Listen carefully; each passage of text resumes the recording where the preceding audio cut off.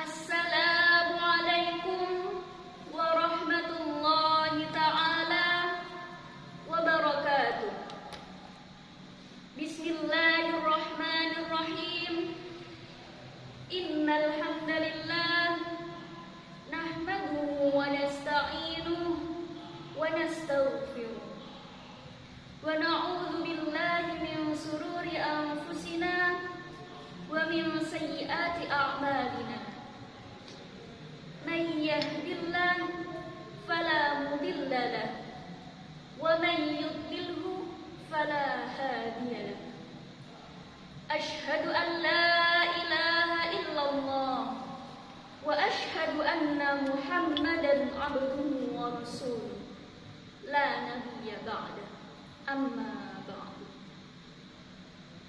Yang terhormat jajaran pimpinan Fatayat NU Kota Kediri, yang terhormat jajaran pengurus beserta anggota Fatayat NU Kota Kediri, yang saya hormati Dewan Juri yang insya Allah arif dan bijaksana, beserta teman-teman yang insya Allah rahmati selalu.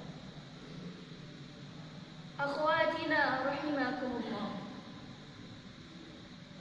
Bila kita melihat sejarah ke belakang, banyak sekali tokoh-tokoh wanita yang rela mengorbankan apapun demi memperjuangkan bangsa dan juga agamanya.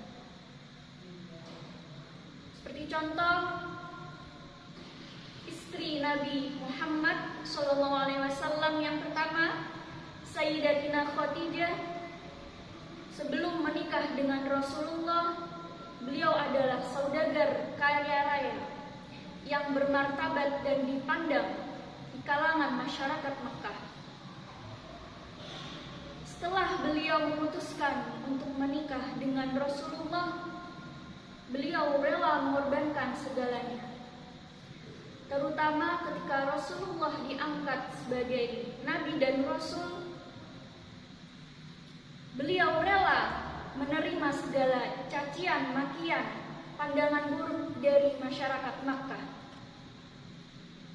Beliau melepaskan segala jabatan di dunianya demi untuk memperjuangkan Islam bersama Rasulullah SAW.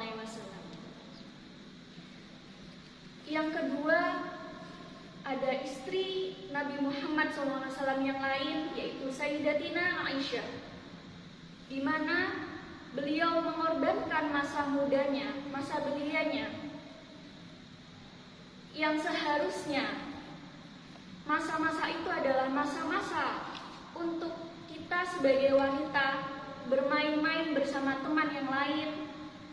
Beliau gunakan, beliau korbankan untuk membersamai Rasulullah, untuk menimba ilmu dari Rasulullah SAW langsung, sehingga sampai sekarang Siti Aisyah menjadi satu-satunya wanita yang paling banyak mensanadkan hadis dari Rasulullah.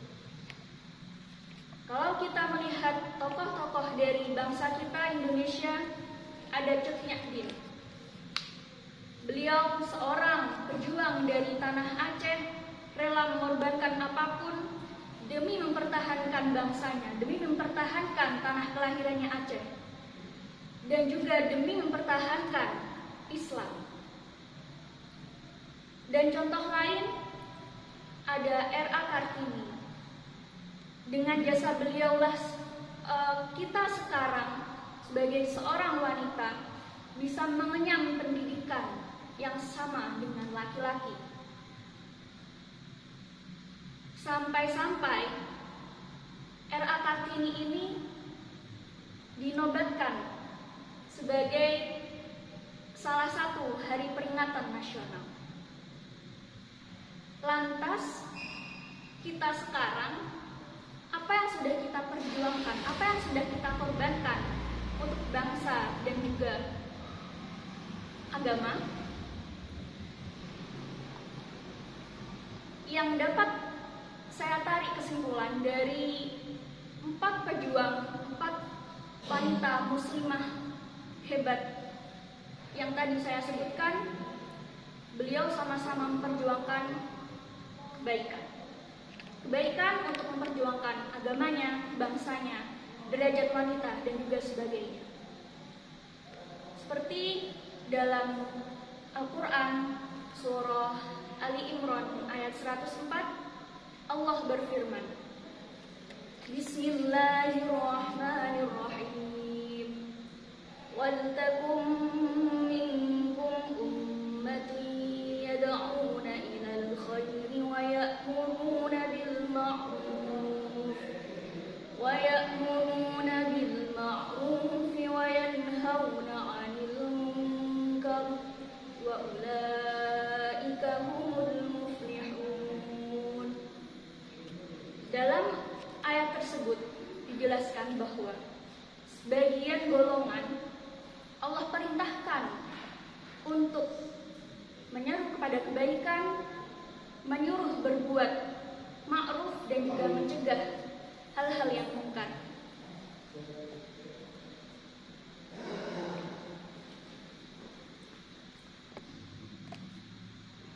Ayat tersebut jelas-jelas menerangkan bahwa tidak ada batasan laki-laki maupun perempuan dalam menyeru kebaikan, menyuruh berbuat ma'ruf, dan juga mencegah hal-hal mungkar. Kita sebagai wanita tentunya termasuk dalam golongan tersebut. Jikalau kita melihat fenomena yang ada sekarang di bangsa kita tercinta Indonesia, yang sekarang terjadi degradasi moral, di mana moral ataupun akhlak dari kalangan milenial, kalangan muda maupun tua mulai luntur.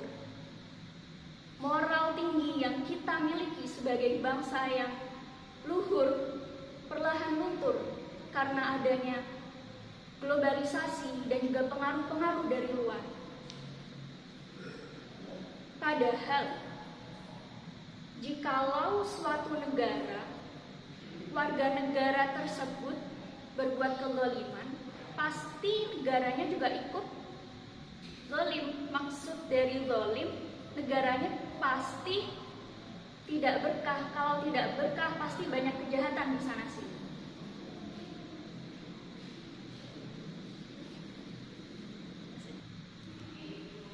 Seperti sabda Nabi Muhammad SAW, al-mar'atu imadul bilad, fa in saluhat saluhal bilad, fa in fasadat fasadal bilad.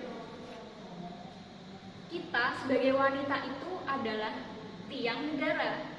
Kalau wanita dari sebuah negara itu solih-solih, maka negaranya juga akan menjadi negara yang baldatun thayyibatun wa rabbun ghafur, insyaallah. Tapi kalau kita sebagai wanita, generasi wanita di masa depan itu berbuat kerusakan, rusak moralnya, rusak akhlaknya, rusak cara berpakaiannya dan sebagainya, maka negaranya pun juga akan ikut rusak. Dan fenomena tersebut jelas sudah terjadi di negara kita ini. Nah, kita sebagai wanita, sebagai tiang dari negara, apa sih yang sebenarnya harus kita lakukan? Yang pertama, harus pandai membentengi diri, karena pengaruh yang sangat besar dari luar, pengaruh dari barat, pengaruh Korean Wave, ataupun pengaruh-pengaruh lainnya, pengaruh teknologi, pengaruh globalisasi, yang membuat akhlak moral dari generasi kita sekarang ini sangatlah bisa dikatakan miris. Bagi kita yang sadar akan kegentingan ini,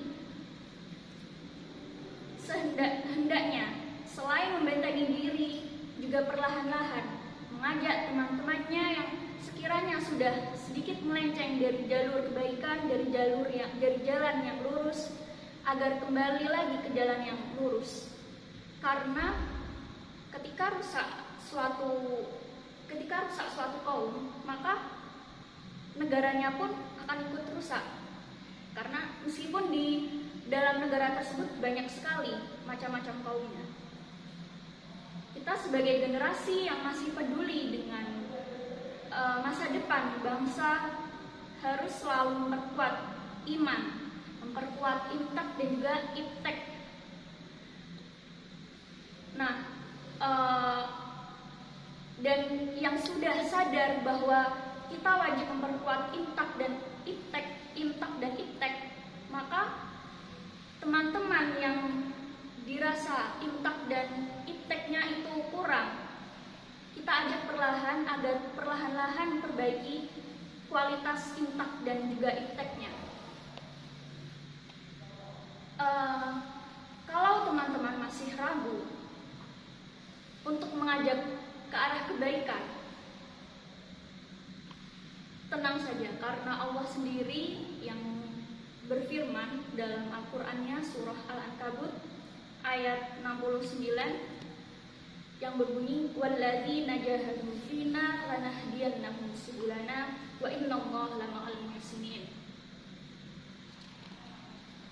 Dan barang siapa atau orang-orang yang berjihad dalam artian banyak sekali ya teman-teman, berjihad dengan secara ridho, dengan keridhaan, maka Allah pasti akan menunjukkan segala jalannya, akan mempermudah segala urusannya. Itu sudah Allah jelaskan, itu sudah Allah pastikan. Maka teman-teman nggak perlu ragu lagi. Ya harapannya pidato yang cukup lama dari saya ini bisa sedikit memotivasi teman-teman agar senantiasa ingat pada Allah, agar senantiasa mengingatkan teman-temannya yang mulai melenceng dari jalan Allah. Karena masa depan bangsa ini, masa depan Islam ini ada di tangan kita. Tinggal pilihan kita mau diem aja tanpa bergerak, atau kita yang akan mencetak sejarah baru sebagai pejuang di masa mendatang. Sekian, kurang lebihnya mohon maaf. Segala yang salah murni kesalahan dari saya, dan yang benar hanyalah milik Allah. Wabillahi taufiq wal hidayah wa ridha wal inayah. Wassalamualaikum